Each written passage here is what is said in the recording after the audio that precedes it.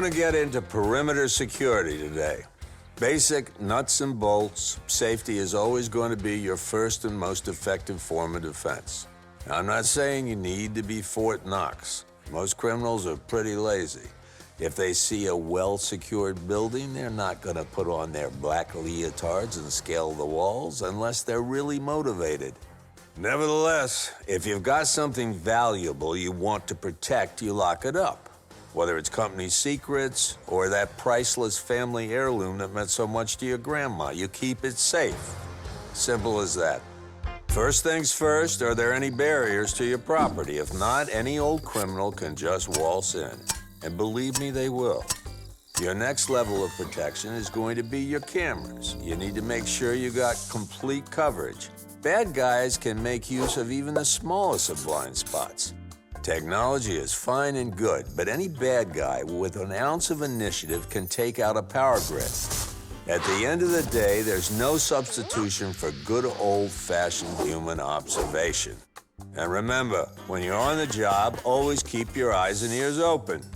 Be smart, stay safe. It's not rocket science.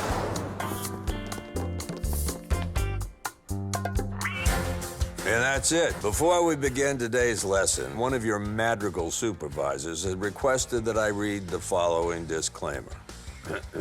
The views expressed in these training videos are in no way to be taken as threats of physical violence. Mike. What? Hey, you know, Lydia, you don't like my tone, you can come here and read it yourself. Non-compliance with the procedures set forth herein will not result in personal physical jeopardy. Any implication to the contrary is strictly unintentional. Today's lesson is about hiring practices. If you're going to add someone new to the team, that person has got to be properly vetted. It doesn't take that much. Usually you can get the job done with a little bit of digging. So there's no excuse not to do your homework. Do I got to explain that to you in a cartoon? Yeah, guess I do. First things first, you got to meet face to face. I can't tell you how many cues you're going to pick up on that you won't get from a background check. If the guy or gal is solid, you'll know it. Trust your gut. That being said, always check their references. It's called due diligence, folks. Some red flags to look out for. Relatives and associates with sketchy backgrounds or criminal records.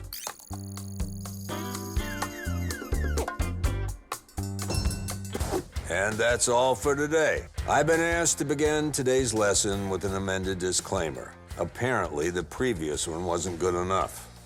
If you or your coworkers are made to feel uncomfortable by any of the scenarios posed in these training videos, you feel free to speak to your supervisor or human resources representative. We at Madrigal Electromotive are dedicated to ensuring not only your physical safety, but also your emotional well-being. Are you kidding me? Our lesson of the day is don't believe everything you hear. I'm talking about social intelligence or being able to tell when someone is lying to you. It's one of the most important skills in your security arsenal. Now, everybody's got to tell.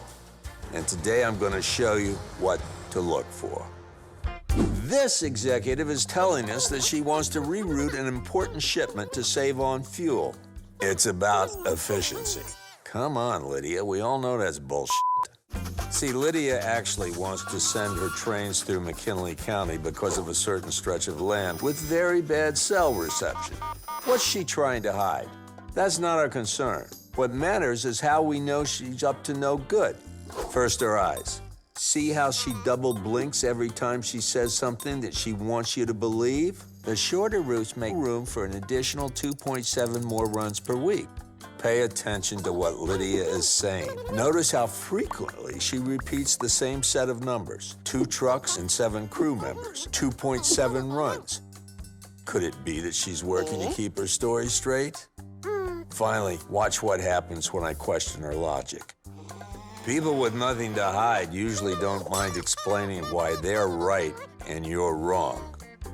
And that's how you know when you're looking at a liar. It's not that hard, is it? Whether you're reading a classified memo or shipping sensitive material, any company information in your possession is your responsibility. Use discretion when handling or discussing sensitive material. You never know who could be listening. Opt for tamper-evident packaging when sending documents in the mail. Request hand delivery when you can. Or if it's really important, deliver the package yourself. It's the only way to make sure important documents get where they need to go. I will now read the following very important memo from the Madrigal executive team. Here at Madrigal, blah, blah, blah, blah, blah, not in any danger, blah, blah, blah, blah, blah, nobody's spying on you. Allow me to demonstrate the most important aspect of information security: proper document disposal.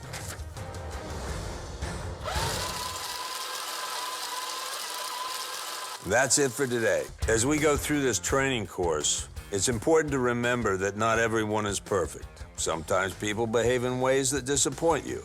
When that happens, it's on all of us to be professionals. Admit we're wrong, face the consequences. It's corporate policy here at Madrigal, and it's a philosophy I stand by. But I also believe people can learn from their mistakes. And there are certain measures that can be taken to ensure they never make the same mistake twice. It appears these employees are intimidating a customer. As their boss, what do? First things first, you gotta find out what happened. Use the strategies we went over in our discussion on social intelligence to determine whether the story they're getting is an honest one. Thankfully, in this case, nobody was hurt. And since this was an incident without any real repercussions, a stern warning will do the trick. Here's another scenario to look out for. Say this employee accidentally mislabeled a confidential shipment. That's a real problem.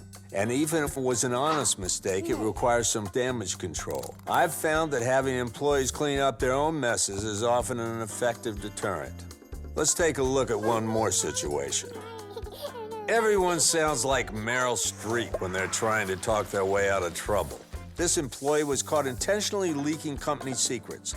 Regardless of how sorry she is, it was a serious breach of trust, and so she will be let go.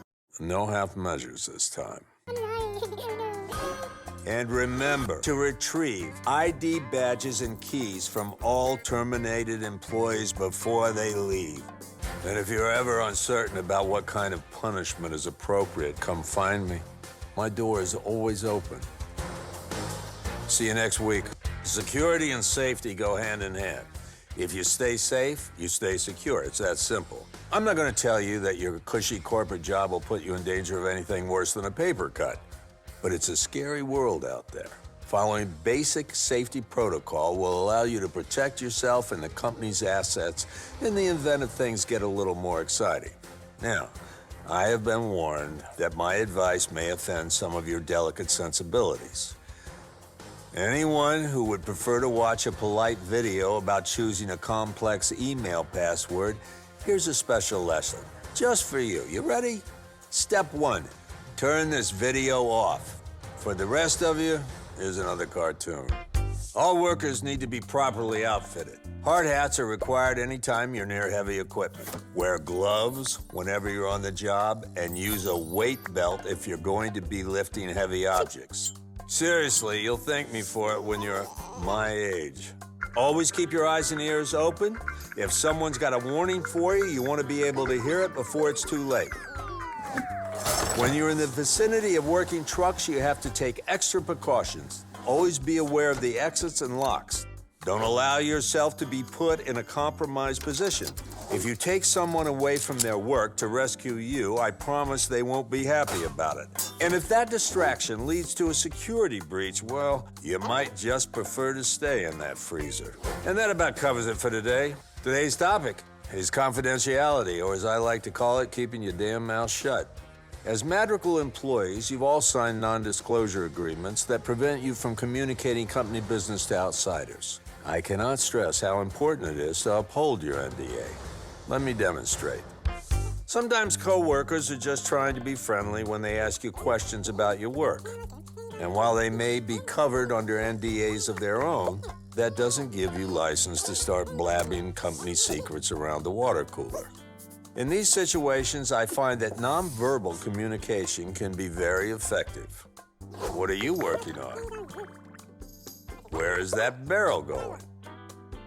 Who was that? Even when you're off the clock, you gotta watch what you say. Even when you think there's no possible danger, you gotta be careful. If you talk, we'll know about it, and then you'll have to answer to me. That's it for this week. Today, we'll be discussing morale, and no, I'm not talking about your happiness. I'm talking about keeping whatever crap you got going on at home out of the workplace. When you're preoccupied by family issues or squabbles with colleagues, it can be difficult to focus on your actual job. And when your mind is elsewhere, you make mistakes, which makes me unhappy. So let's get to it. This is Paul. Paul's clearly going through some stuff. Marriage trouble, that's rough, buddy. But the real problem here is that Paul is distracted, which can be easily exploited by someone wishing to do the company harm. Remember, you are still responsible for any security breaches that occur on your watch regardless of your emotional state at the time. Keeping your head in the game means keeping your head clear. People say all sorts of things under the influence. If you choose to drink, know that you'll be held accountable. Finally, if you're a manager and one of your employees is struggling, it's important that you recognize the situation early so that you can do something about it before it's too late. A few warning signs to look out for: trembling hands, bloodshot eyes. Even clothing choices can be revealing. There's no shame in expressing your emotions. Just express them on your own time. That's it for today. Congratulations. You're almost at the finish line.